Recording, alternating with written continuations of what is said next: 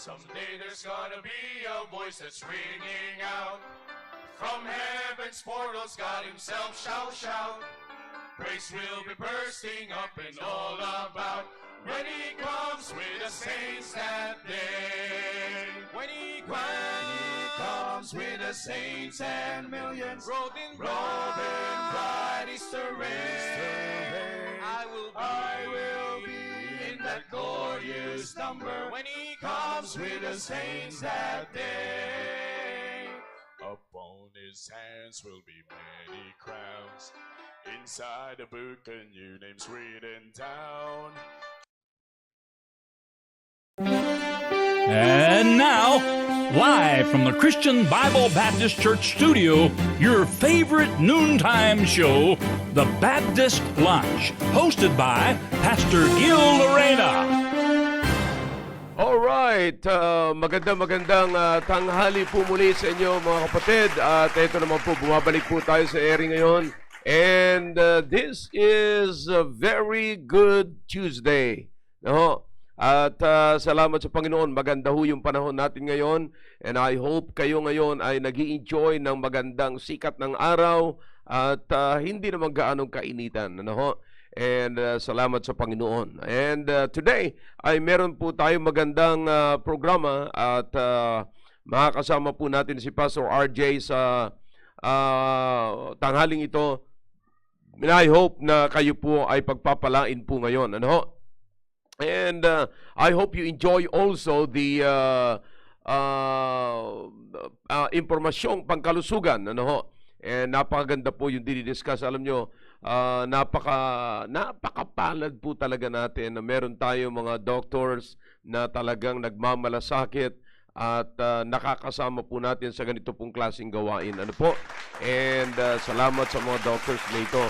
At araw-araw may kasama po tayo. And sa susunod na linggo mga kapatid, next Tuesday, magsisimula po tayo ng topic na patungkol pa rin po sa marriage. It's about marriage and family. You know, this program, the Baptist Lunch, is dedicated to the family, you know, marriage and family. Pero babalangkasin naman po natin mga kapatid, yung patungkol naman sa batas sa pamilya. You know, gusto ko po na magkaroon po kayo ng insight, no, kaalaman at you know, karagdagang ang karagdagang kaalaman ay karagdagan din pong karapatan, no? Malalaman po natin kung gaano po kaganda ang buhay po natin kung malalaman po natin di lamang po sa batas ng Diyos, batas ng tao at makikita po natin na wala po tayong bina-violate, no,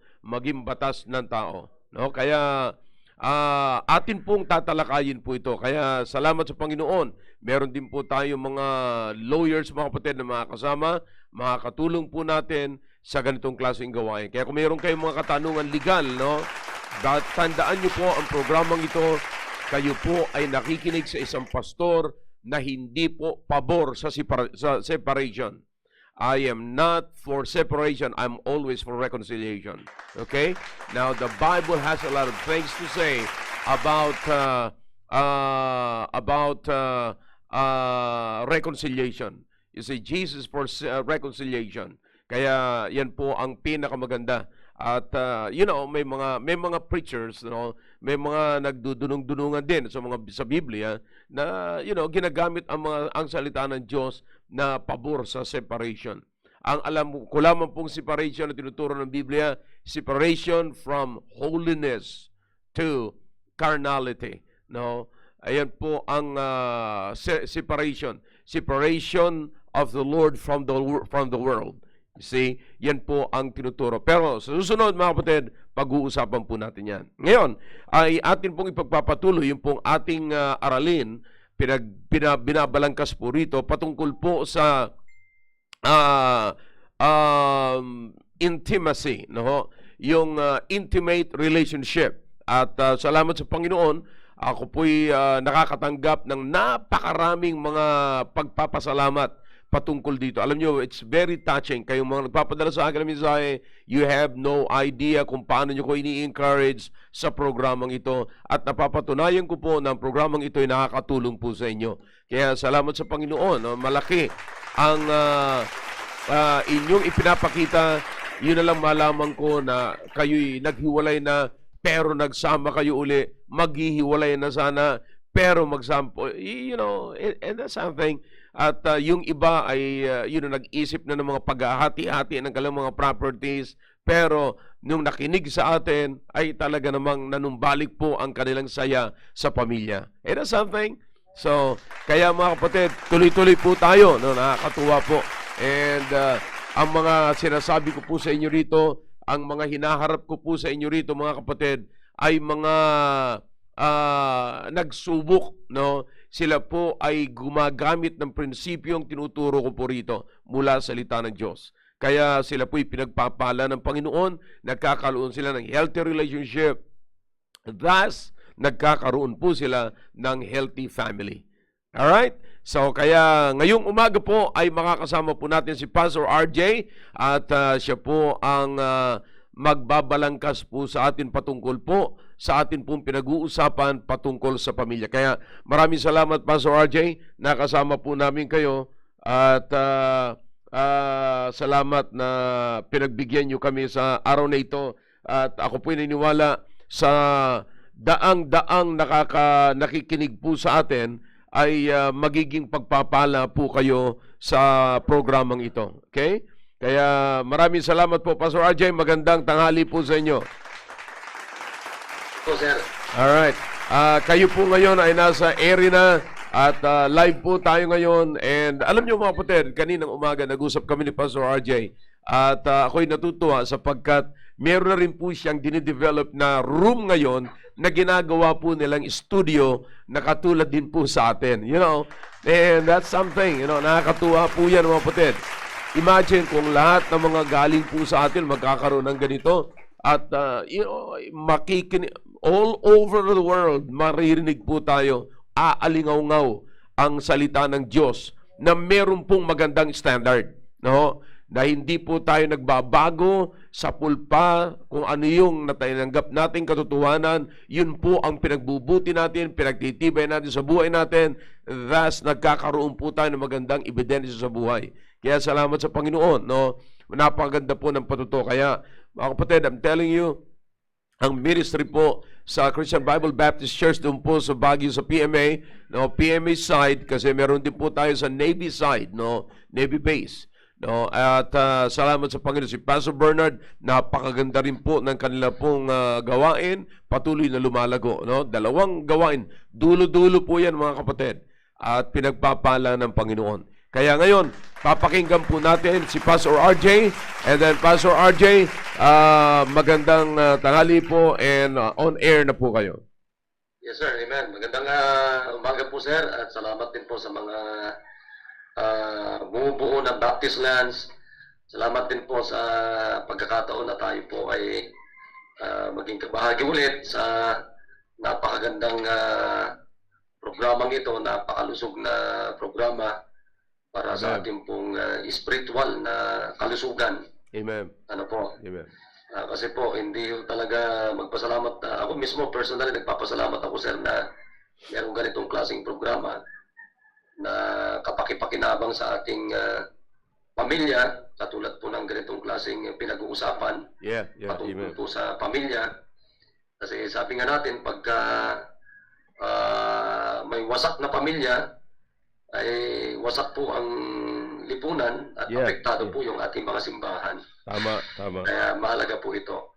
So, meron lamang po kung babasahin po dito. Sabi ko nga, paulit-ulit naman na ito na natatalakay. At wala nang bago. Pero maganda na yung nauulit-ulit, sir. Para Amen. Tama yan. Pong nauulit-ulit sa ating mga puso, sa ating mga isip. Dito po sa 1 Peter chapter 3.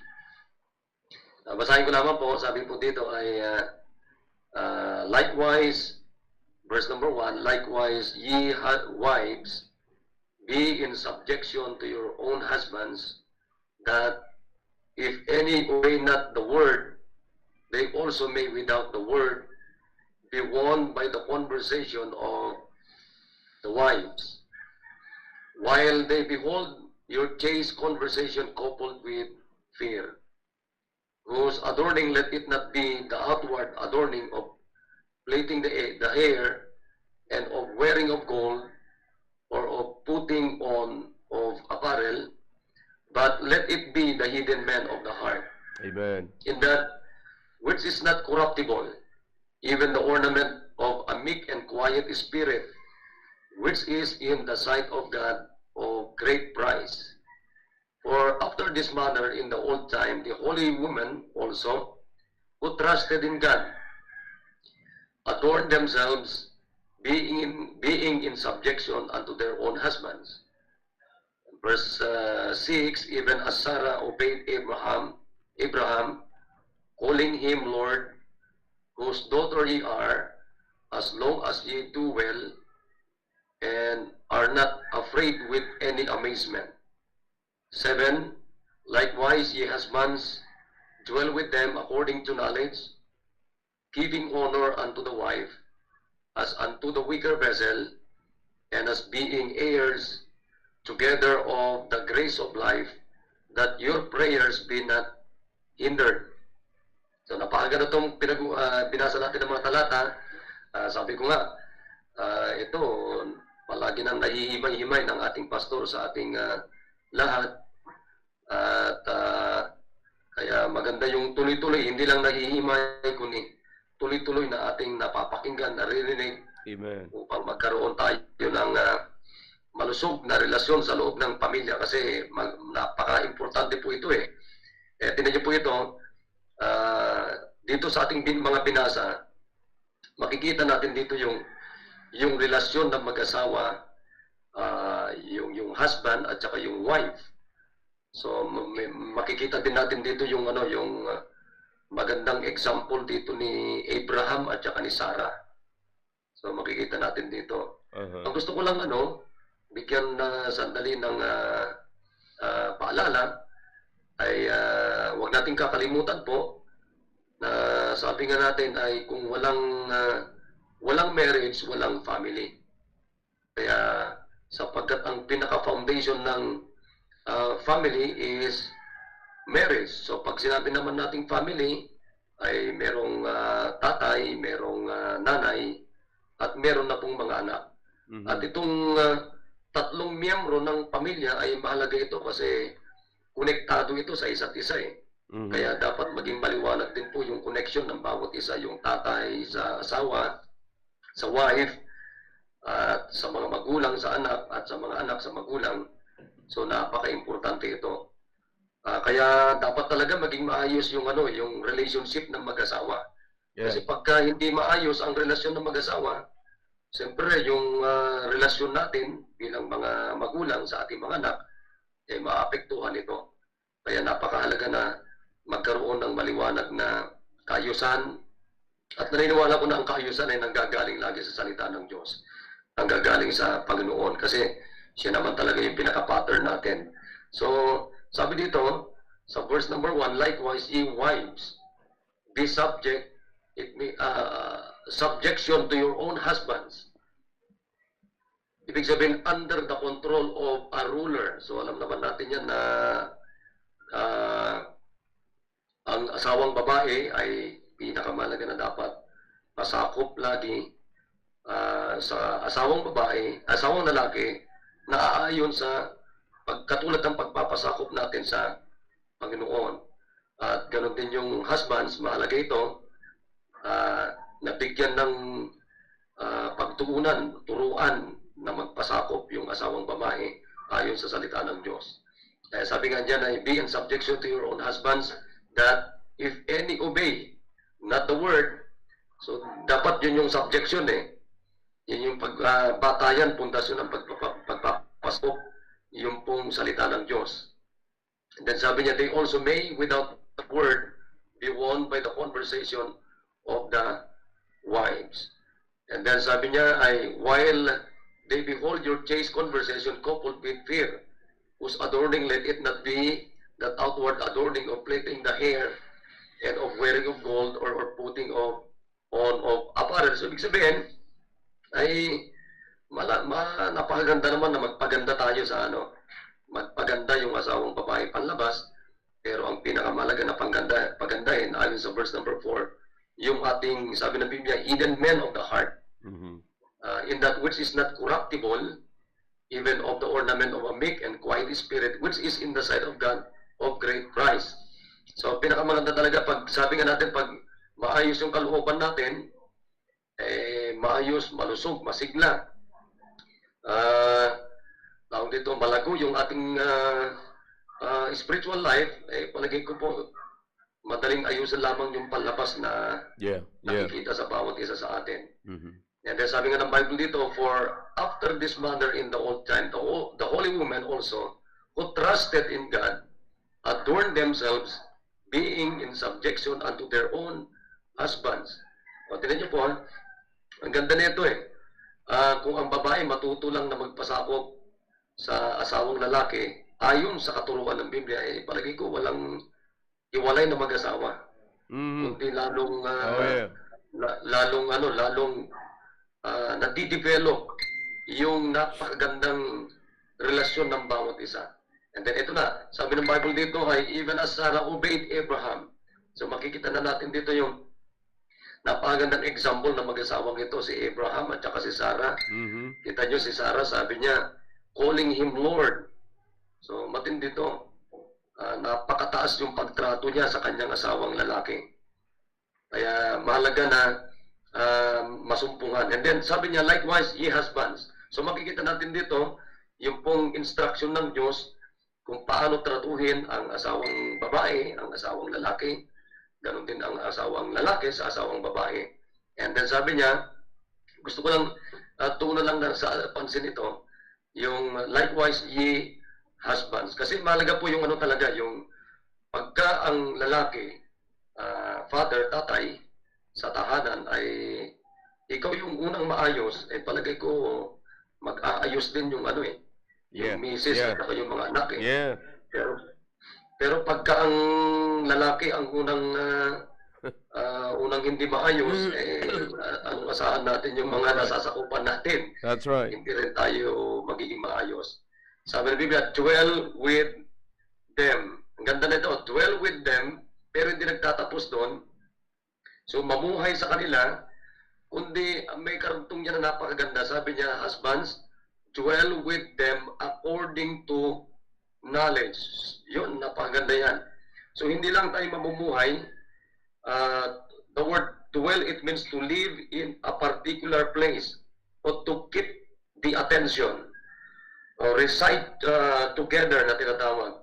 So, hindi lamang yung yung mamuhay kasama mo sila, kundi ang sabi ng Biblia, kasama yung knowledge, kasama yung karunungan.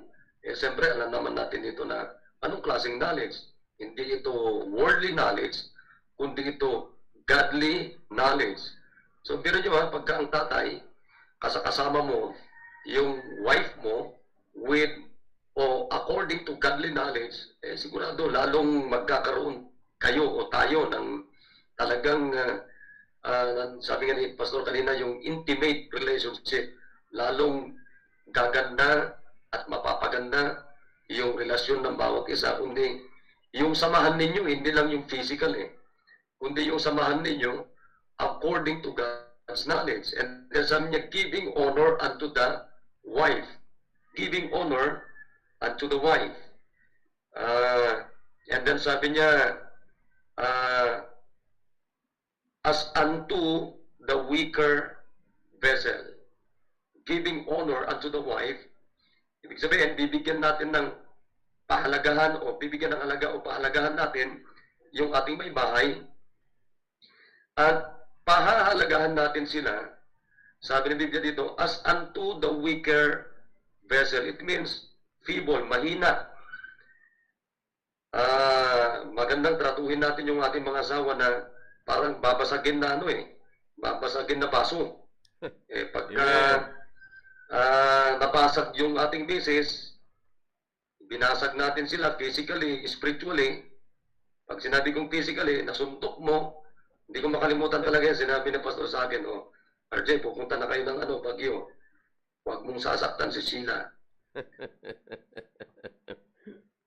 Yun ho, tumatak talaga sa isip ko yun, yung sinabi ng pastor na yun. Na kahit na anong pagkukulang yung misis, parang minsan ang sarap ng sapakin, suntukin. Pero hindi. Hindi po eh. Kahit na nasapak mo siguro, tapos pagkatapos mo sapakin, magsasalita ka pa ng hindi maganda. So, physically, nasaktan mo na, spiritually na siya. So, basag na. Yeah, So, yeah. pinakamaganda talaga, sabi nga ng Biblia, yung pagpapatakbo mo, pagtatrato ng ating mga may bahay ay talagang karunungan talaga ng Diyos. Punong-puno dapat tayo ng knowledge mula sa salita ng Diyos. At kasi, sabi ng Bible, weaker vessel, mas mahina. Sabi nga ng Biblia dyan ay parang babasagin na parang sisidlan na madaling mabasag. Ayan. Pag may nasaktan mo na yung misis mo, hindi mo na may babalik. Pero salamat sa Panginoon na merong That's right. laging gamot na nandyan yung gamot na salita ng Diyos. Yeah. Pero kung pwede namang hindi basagin na, hindi mas magandang gandahin natin lalo. Sabi nga naman, maalala ko yung sinasabi ni Pastor na parang ito isang kayamanan mo, equip mo sa sarili mo, parang yung sasakyan mo, pag mahalaga yung sasakyan mo, ayaw mong magasgasan eh. Yeah. Yeah. Yung pera mo, ayaw mong mabawasan yung pera mo. Yeah. Ayaw mong gamitin kung saan-saan. Yung mga equipment o mga aparatos mo na pinapahalagaan mo sa sarili mo, alam ko na may preaching dito si Pastor patungkol dito minsan nga yung makalimutan mo lang yung wallet mo sa sasakyan mo, babalikan mo. Yeah. Babalikan mo. At isa pa, ayaw mo kung sino-sino may hawak nung mga aparatos mo na pinapahalagaan mo. Yeah. Palagay ko naman yung misis natin mas Ayaw mahalaga pahawakan. ito sa aparatos natin, mas mahalaga sa sasakyan natin, mas mahalaga sa Tama pera yan. natin, mas mahalaga sa anumang bagay na pinapahalagaan natin. Bakit? We are one flesh in God, Amen. in God's sight. Iisang laman na tayo. Yan. Iisang buto, iisang laman. So hindi natin pwedeng saktan, hindi pwedeng maghiwalay, kundi iisang knowledge, iisa lahat, iisang puso, iisang isip, isa yung takbo ng buhay. Kaya, kasi sabi ng Biblia dyan, and as being heirs together. Alam mo yan, heirs tayo. Parehas kayo. Saan tayo heirs? Of grace of life. Grace of life. So, kaya kung maunawa lang ng mga Kristiyanong mag-asawa, ito mga naririnig namin sa inyo bilang pastor namin, sir, na binibigyan nyo sa amin, palagay ko, wala nang hiwalayan talaga ito Yeah. Walang hindi maaayos na samahan o relasyon ng mag-asawa kung talagang tutuhanin talaga natin. Sa dami na natin narinig Sabi niyo, pag hindi maayos yung relasyon ng mag-asawa, sabi niya, that your prayers be not hindered. O, ang ganda, pag maayos, walang hadlang sa relasyon natin sa Panginoon. Walang hadlang sa mga hiniling natin sa Panginoon. Pero bakit maraming hadlang? Kasi nga hindi maayos yung yung relasyon ng mag-asawa.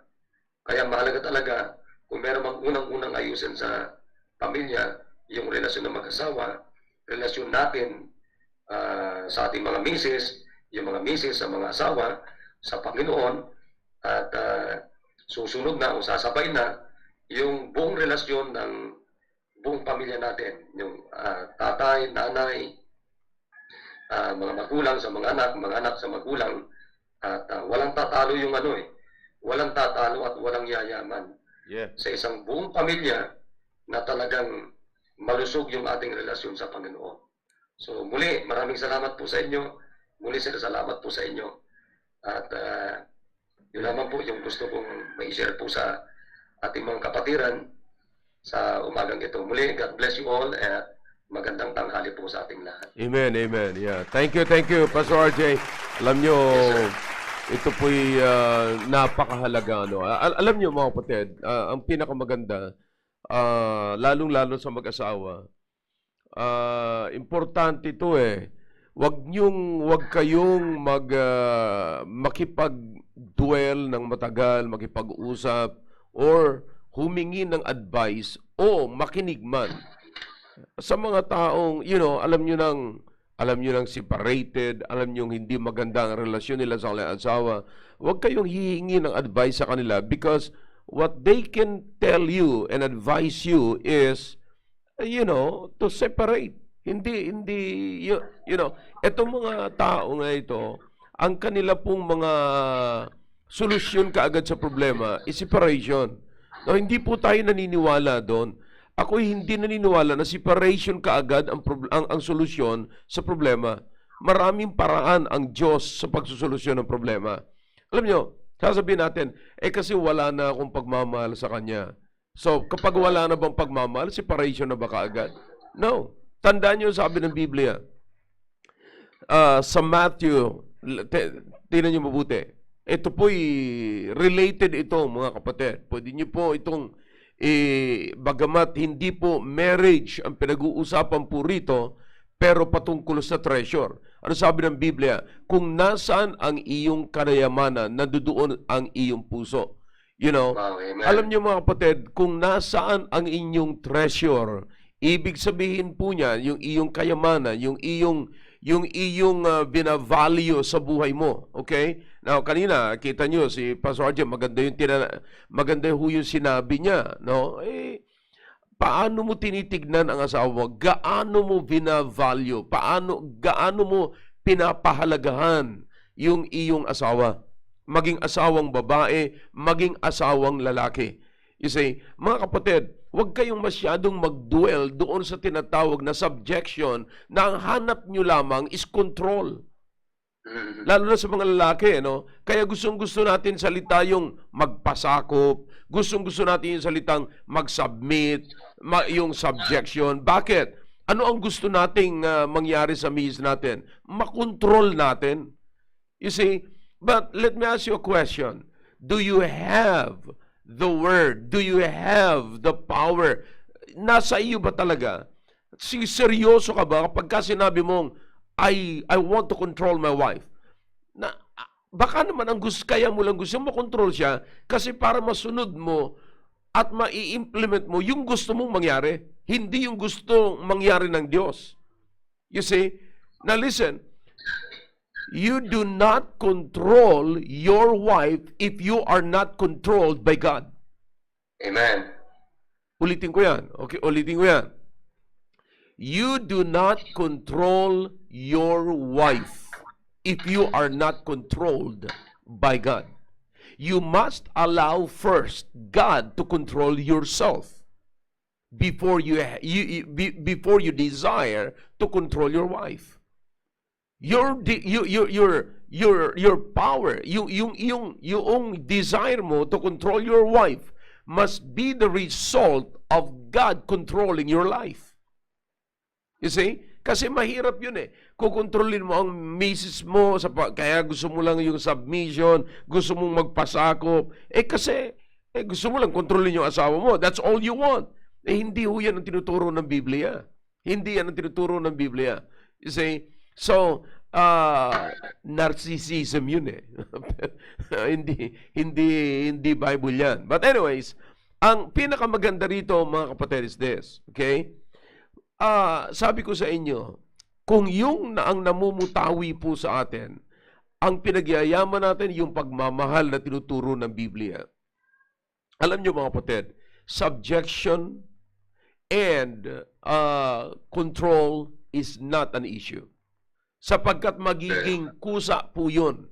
Magiging kusa po yan. Ngayon, kung mawala na po yung pagmamahal, tandaan nyo po yung sinabi ko kanina mula po sa bibig mismo ng Panginoong Jesucristo.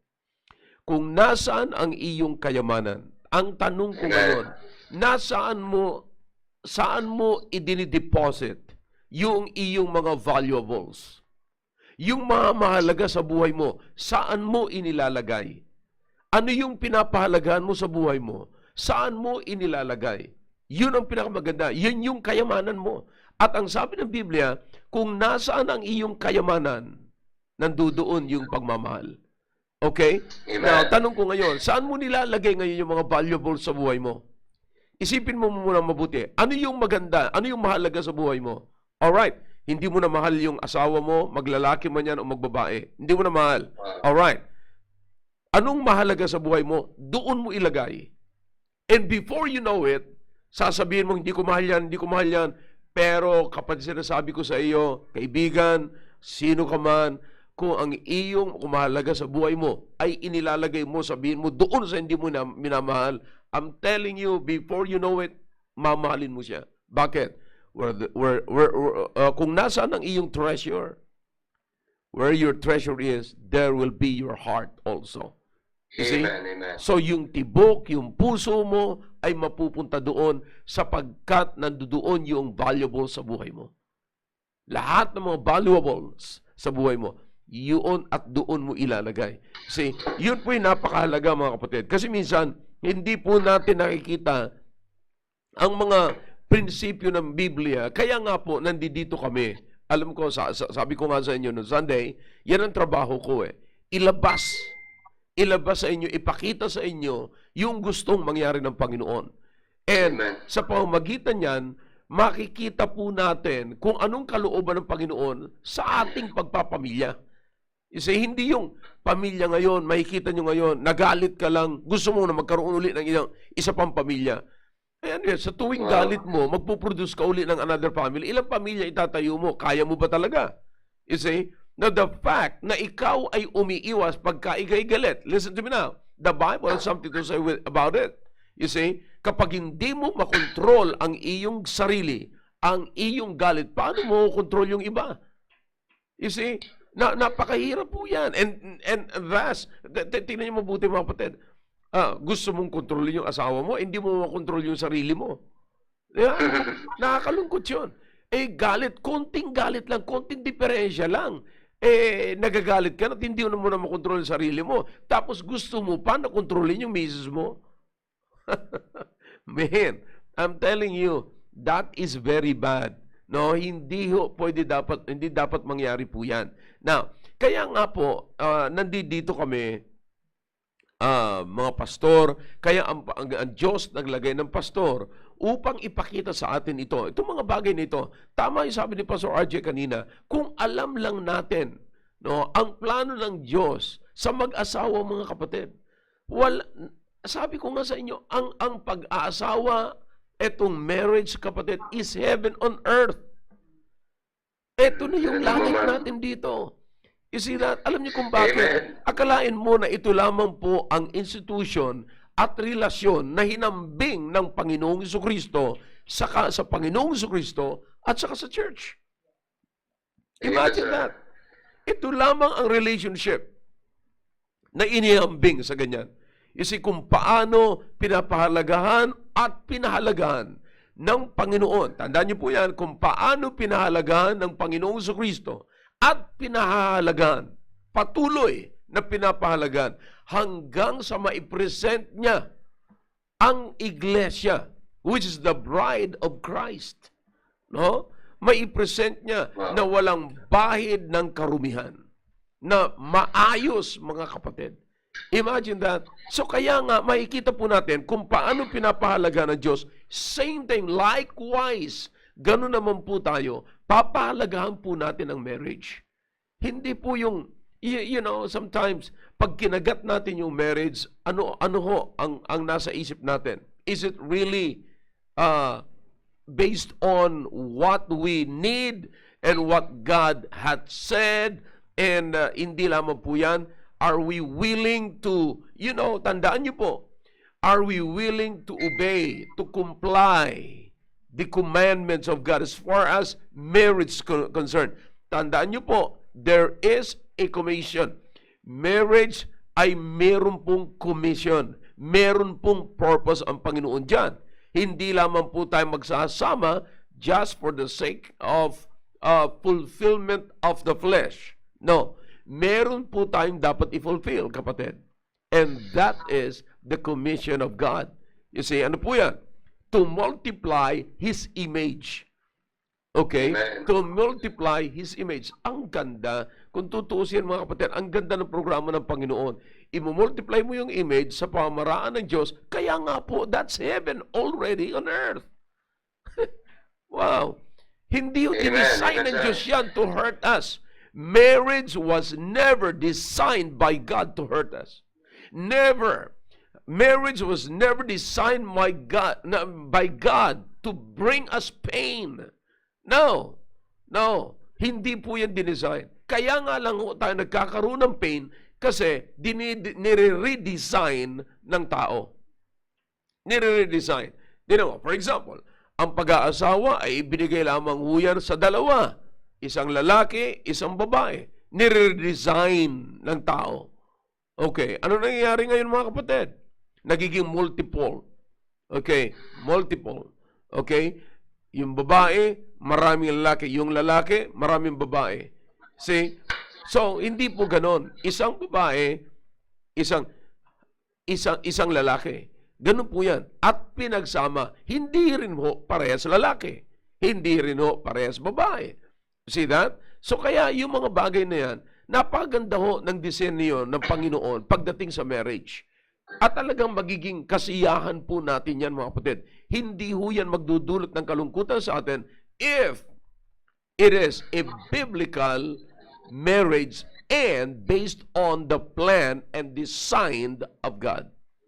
Amen. Napakaganda po niyan. Kaya hindi po dapat natin, titignan po natin, you know, tandaan niyo po ito, ang isang lalaki na nagmamahal sa kanyang na nagmamahal sa kanyang asawang babae, hindi niya po yan kukontrolin para mag-serve sa kanya yung babae. Likewise, yung babae naman na nagmamahal sa kanyang lalaki, sa kanyang asawang lalaki, talagang meron lagi siyang desire na maglingkod din sa kanyang asawang lalaki. Ganun po yan. Now, hindi po tayo mga kapatid, hindi po in-institute, no? Nilikha ng Panginoon ang marriage para magkaroon tayo ng mga katulong o utusan sa loob ng bahay. Hindi po. Amen. Yes, sir. Naalala ko minsan, pagka mag-aasawa, sasabihin ng magulang, siya ang gusto ko mapangasawa ng anak ko. Kasi yung anak ko talagang hindi marunong magluto yan. Kaya gusto ko yan mapangasawa. Kasi magaling magluto yan, napakasipag, maglalaba, lahat na. Abay, katulong ang gusto niyang ipaasawa sa kanyang anak. Kaya ako mismo mga kapatid, pa nakakarinig ako ng ganyan, mga kapatid, kung ako ang kung may anak akong babae, at ang lalaki na mapangasawa niya ay tamad at kaya siya, ang lalaki, ang tatay niya o ang nanay niya, ang magulang niya ay gusto mapangasawa yung anak kong babae kasi yung anak kong babae masipag, ay sasabihin ko sa kanya talaga, anong gusto mong mayari sa anak ko? Gawing katulong ng anak mo? See? At magiging ang malungkot pa nito, magiging sex slave pa. Oh yeah. Kasi ganun, gusto niya lang yung paglilingkod ng anak yung paglilingkod ng anak ko eh. So, hindi ho ganun ang basis. Tandaan niyo po, ang basis ng pag-aasawa is love. Yan ho ang pinakapundasyon. At malalim pa ho yan. Ano yung love na yon? Hindi po yun erotic. You see? Kaya nga po, wala nang demand yun eh, na sasabihin na, okay, kinakailangan mag-submit ka, hindi na po. Kasi nakasama ho yun eh. Kasama. Dinesign lamang po ito ni Paul upang tayo ay patuloy na ma-educate patungkol po sa pagsasama. Kasi ganun, ipinapakita ni Paul na tayo mahal ni Kristo ang iglesia, kaya ibinigay niya ang sarili niya sa iglesia. Okay? At ganun din naman ang iglesia. Kung titignan niyo po mga kapatid, ang tanging pag-asa po ng iglesia ay yung pagmamahal ng Panginoong Jesucristo. Now, imagine kapatid, yung iglesia, alam niyo ang church na minahal ng Panginoong Jesucristo, which is the body of Christ and the bride of Christ.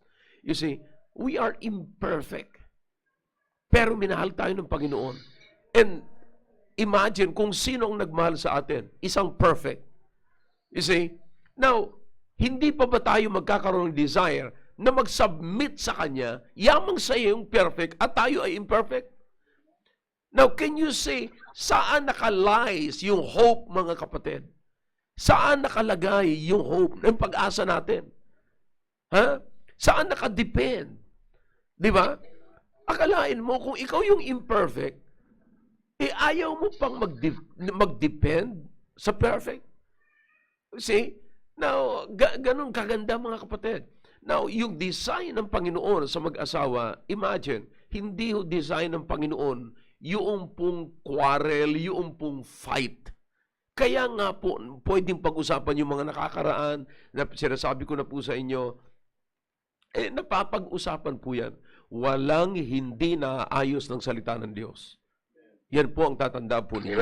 Kaya nga po, ano man po ang problema po natin sa tahanan, pwede pong ayusin, mga kapatid. Again, wag ho nating sikapin, mga lalaki, no, asawang lalaki, na mag-demand na ako ang hari dito, ako ang leader dito. Ano ang ibig mo sabihin? Kontrolin mo ang buong bahay, kontrolin mo ang buong pamilya sa pamagitan ng gusto mong mangyari. Dapat makontrol natin, kapatid. Pinag-uusapan natin dito is raising a godly family. Tandaan nyo, you cannot raise a godly family apart from the Word of God. You see, your family must have the influence of God. The only way to influence your family, the only way is to establish the Word of God in your family. Ganun lamang kasimple. Napakasimple. Kaya nga po, nagkakaroon ng kaguluhan kasi ang ina-adapt natin, yung gusto natin mangyari, yung gusto mangyari ng mundo, kinukopya po natin yan sa mundo, kinukopya natin sa telebisyon, kinukopya natin sa pelikula. Pelikula ho yun. Ang lahat ng mga nag-art po doon ay artista. Ibig sabihin, wala sa tunay na pangyayari, wala sa totoong buhay nila. You see? Now, tayo mga Kristiyano, ang pinakambatayan po natin, ang mga anak ng Diyos at believers of God, nagtitiwala po tayo sa batayan natin, walang iba kundi ang salita ng Diyos. Okay?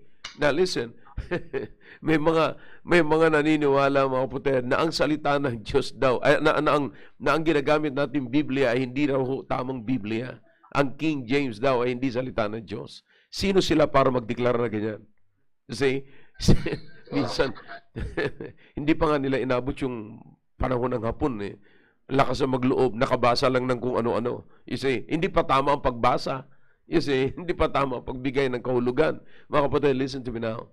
I believe that the King James Bible is perfect. You know what? Because I believe that the King James Bible is the Word of God. And the Word of God is perfect. See? If you're using, kung iba ang ginagamit mo, hindi salita ng Diyos, hindi perfect yan. Pero naniniwala ako na ginagamit ko yung salita ng Diyos, kaya dideklara ko sa inyo na ang salita ng Diyos na ginagamit natin ay perfect. Okay? Now, trust the Word of God that the Word of God can fix your family because the Word of God is perfect. Okay? Now, makahalata mo yan, mga kapatid. Kung perfect talaga ang kanilang pinagbabatayan, dapat maayos ang buhay nila. Okay? Now, I'm not trying to condemn anybody, mga kapatid. I'm for reconciliation. I'm always using the Word of God spiritually, not politically. Ayoko po ng politicized religion. No, ayoko po ng ganun. Gusto ko po ang salita ng Diyos ang siyang manguna. Kaya po sa pamilya po natin, ang atin pong pinangangaral ay ang salita ng Diyos. Ang batayan po natin ay ang salita ng Diyos. Kaya po, mga kapatid, listen. If the Word of God says it, let your problem or troubles in the marriage or in the family settle it. Okay? Pag sinabi po ng Biblia, alright, paniwalaan po, wag na ho nating diskusyonan. Bakit? Pagpapalain. Bagamat ito po minsan, mga kapatid, sa ating lalaki, minsan tinatamaan yung ating ego, yung ating pride, isurrender mo yan sa salita ng Diyos. Because God will never bless your pride. God will bless your obedience to the Word of God. So submit yourself to the Word of God. Do not dwell on the submission only ng iyong misis sa iyo, but dwell in your submission to the Word of God. Mas magandang ikaw mismo mag-submit sa salita ng Diyos at huwag mong hintayin na yung mismo mag-submit sa iyo. Okay? So, mas magandang ikaw mag-submit sa salita ng Diyos. Okay? Yes, sir. Now, ang pagpapala ay nasa pagpapasakop ng salita ng Diyos. Ang pagpapala ay wala sa pagpapasakop sa tao, kundi sa salita ng Diyos. Okay? Yes, sir. Alright, yan ay maliwanag. Kaya ako'y naniniwala na walang pamilya ho na magkakaroon ng problema kung ang batayan po ng ating pamumuhay, pagsasama ay ang salita ng Diyos. Kaya tandaan niyo po ito mga kapatid. No? Bilang mag-asawa, kaya nga po akin pong inilunsad ito dito. Kasi imagine, sa paggising mo sa umaga, kasama mo pamilya mo, kasama mo misis mo, kung hindi maayos, anong gising meron ka? Okay? Pagtulog mo, kasama mo misis mo, kasama mo pamilya mo, kung pagtulog mo hindi maayos, anong klaseng tulog meron ka? So, do you understand kung anong klaseng tahanan meron po tayo kung ang lahat ng kasama po natin sa tahanan ay hindi ho maayos ang relasyon sa Diyos. You see that? Kaya don't just put yung sasabihin natin na God bless our home or God is the guest of our home, unseen guest of our home. No, no. Let God rule in your home. And Amen. to understand that, para makita po natin ang mabuti yan, mga kapatid, pagyamanin natin ang salita ng Diyos sa ating tahanan. Okay? Araw-araw. Araw-araw. Kaya nga po, maganda nga ho yung maganda ho yung ginagawa ng West Bank. Yung West Bank, maaga pa lang, 5 o'clock pa lamang, bukas na ang Biblia nila. Yeah. Maganda hong gayahin yun, mga kapatid. Kung po pwede nga lang, siguro, kakausapin ko si Brother Lamsel i-public siguro yung kanilang devotion at 5 o'clock Wag lang sa West Bank. Kung maipapublic ni Brother Lamsel yon, yung 5 o'clock, napakarami hong mabibless po dyan. Alam niyo kung bakit? Imagine the very first day, or the very first hour of the day, yung unang-unang salbo ng iyong pagkagising, ay makakagisnan mo salita ng Diyos. My goodness. Ang ganda-ganda po, mga kapatid. Yes, Kaya, sir. Amen. siguro, pag nag-usap uli kami ni Brother Lamsel, kakausapin kung nakikinig ka man ngayon, Brother Lamsel, ay mag-uusap tayo tungkol dyan. Pag-uusapan natin kung paano mo maipapublic yan. Ilalagay natin yan sa lahat na, imagine, hindi po ito sapilitan, mga kapatid. Hindi po kayo nagkakasala kung hindi kayo mag-join at 5 o'clock. Pero ang sa akin lamang po, kayo'y pagpapalain kung sa very early in the morning ay ang mabubuksan nyo na at ang maririnig nyo na ay salita ng Diyos. Napakaganda. Napakaganda po. Okay? Kaya po, siguro, pag-usapan ko si Brother Lamsel kung paano niya po ito maipapublic. But, mga kapatid, yan po ang aking desire as the pastor of the church. Kaya sabi ko po sa inyo no Sunday night, hindi po ako mag-aaksaya ng panahon sa ibang bagay na hindi makatulong sa inyo. I will spend my time on something that you will profit and benefit. Okay? Kaya ito po yung pinag-uusapan natin, gaano kaganda, no? Sabi ko nga sa inyo, nakakarinig ko ng mga comments, nakakatanggap po ako ng mga commendations at nagpapahayag po ng ginawa ng Diyos sa buhay nila sapagkat in-apply nila ang narinig nila dito sa Baptist Lunch. Kaya maraming salamat po sa Panginoon. Okay? Alright. So I hope natulungan po kayo ng programang ito sa oras na ito at salamat na nakasama po natin si Pastor RJ. Ngayon, kung meron po kayong katanungan mga kapatid o kung meron man kayong problema sa pampamilya, pwede niyo po akong i-private message or pwede po kayong magtala po rito kung meron po kayong katanungan sapagkat nais po namin. Wag po kayong mahiya. Alam niyo mga kapatid, huwag kayong mahiya na magtanong kayo ng problema ninyo sa pamilya. Kasi po, yung problema sa pamilya, wala akong pamilya na hindi nagkakaproblema. We're dealing with something that is imperfect, mga kapatid. Lahat po tayo nakakaranas po niyan. Pero, ang pinakamaganda, lahat ng problema nabibigyan ng solusyon. Okay? May solusyon po yan. Kaya, magtulungan po tayo, kaya nandito po tayo, para tayo magkaroon ng magandang, makapag-raise tayo ng isang godly, happy family. Amen? Alright. So, ako po ay nagpapasalamat sa Panginoon na meron po tayong narinig na ganito. Thank you. Maraming salamat po, Pastor RJ. Yes, sir. Salamat din po sa privilege, sir. Thank you din po, sir. Amen. At patuloy niyo po ipanalangin po ang gawain po doon sa Baguio. Ano po? Dalawa po yung gawain po natin doon, Pastor Bernard at saka si Pastor RJ. And again, hinihingi ko po ang inyong panalangin sa revival po doon sa Ramos, no? At bukas po yun, Miyerkules at saka Huwebes, at ang kanila pong anniversary is this coming Sunday. Patuloy niyo panalangin si Brother Albert. Si Brother Albert po ay 72 years old na. Pero talagang makita niyo yung kanyang desire na maglingkod sa Panginoon, nandoon pa ho, no? Nandoon pa. At patuloy niyo rin, isama niyo rin po sa panalangin si Joshua, yung kanyang anak, no?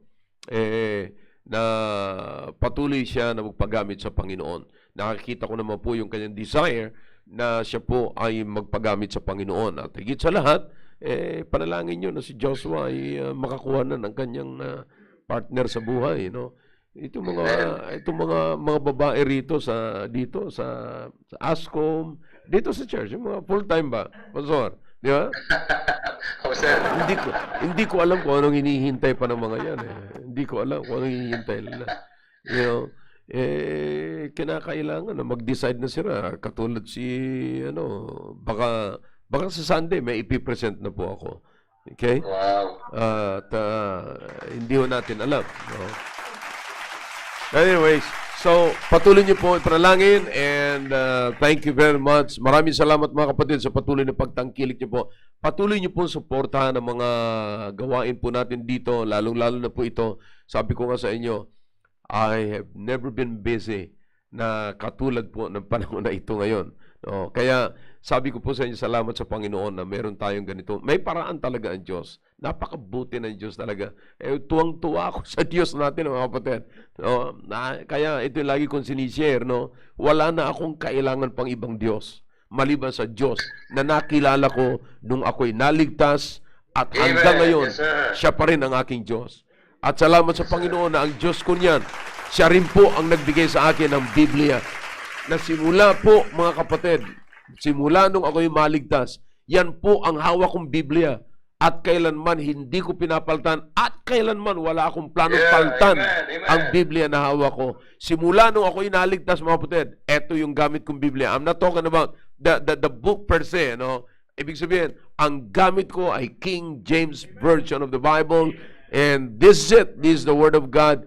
Hanggang ngayon, wala ho akong planong paltan po yan, mga kapatid. Sapagat ito ang nagpakilala sa akin sa totoong Diyos na lumikha ng langit at lupa at nagpala sa akin sa gawain na ito, mga kapatid. Maraming naligtas, maraming nabaptize, maraming nabagong buhay, maraming pamilya, maraming mga tao, mga kapatid na nagre-raise ng godly family because of this book. At wala akong planong paltan. Kahit na ho, ano pang mangyari sa akin, maglakad man ako nakatsinelas o nakayapak, bumalik man ako sa kung nasaan, at worse pa, mga kapatid, I will never change my God because my God is the creator of the universe. Amen. And one day, Yes, His promise is mananatili po siya, makikita po kami, makikita ko siya ng mukhaan. You know, kaya salamat sa Panginoon. I don't know about your God. Okay, kung ang Diyos nyo ay hindi yung Diyos ko, mag-enjoy na lang kayo sa Diyos nyo. Alright? Basta sa akin ang Diyos ko, ito ang Diyos ko. Talaga. Salamat sa Panginoon na parehas ang Diyos natin, Pastor RJ. Yes, sir. Thank you, sir. Salamat po. Sana po ay manatili tayo, yakapin natin ang Diyos ng Bibliang ito. Okay? Amen. Alright. Amen. So, sa ating po pagtatapos, ay again, nagbibigay po tayo ng pugay sa atin pong mga frontliners. At salamat at nandiyan pa ho sila. Sa lahat ng mga tagatangkilik, ang pakiusap ko po sa inyo, marami hong mga taong nangangailangan ng naririnig ninyo. Kaya ipasa nyo po ang link natin, ipasa nyo po, mag-invite kayo ng mga tao Nakita ko rito kanina, maraming mga nagpapasa rito, mga kapatid. Salamat sa inyong burden. You know, you have no idea kung ano yung ginagawa ninyo. Napakaraming tao ngayon ignorante po patungkol sa pamilyang pinag-uusapan po natin. Ignorante po sila dyan. Kailangan po nilang ma-educate, mga kapatid. At pagka pre-practice po nila ang tinuturo ng Biblia, mga kapatid, I promise you, they will never be the same. They will enjoy it. At sasabihin nila, sana noon pa, maganda pala ang pagpapamilya. See? Kaya napakasaya, mga kapatid. Napakasaya. Okay? Alright. So, again, mga kapatid, para sa mga frontliners, ito po ang awitin para sa inyo.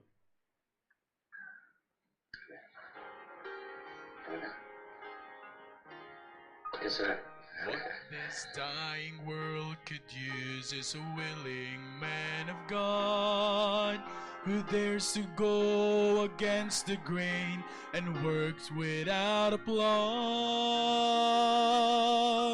A man will raise the shield of faith, protecting what is pure, whose love is tough and gentle, a man whose word is sure.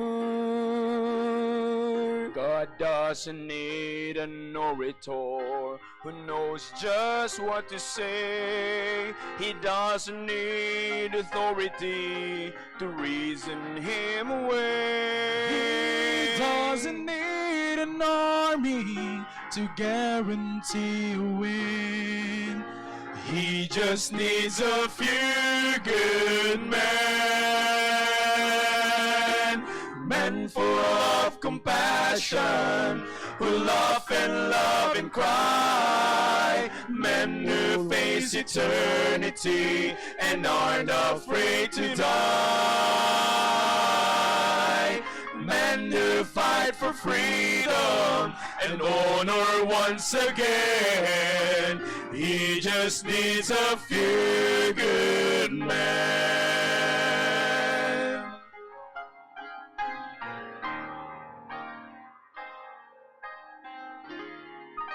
He calls the broken derelict, whose life has been renewed. He calls the one who has the strength to stand up for the truth. Enlistment lights are open, and he wants you to come in. He just needs a few good men, men full of compassion. All right, once again, thank you, brethren, for watching and keeping tuned with us. And don't miss the next episode at bukas po para sa mga kabataan, and Thursday about doctrines, and see you on Friday. Okay?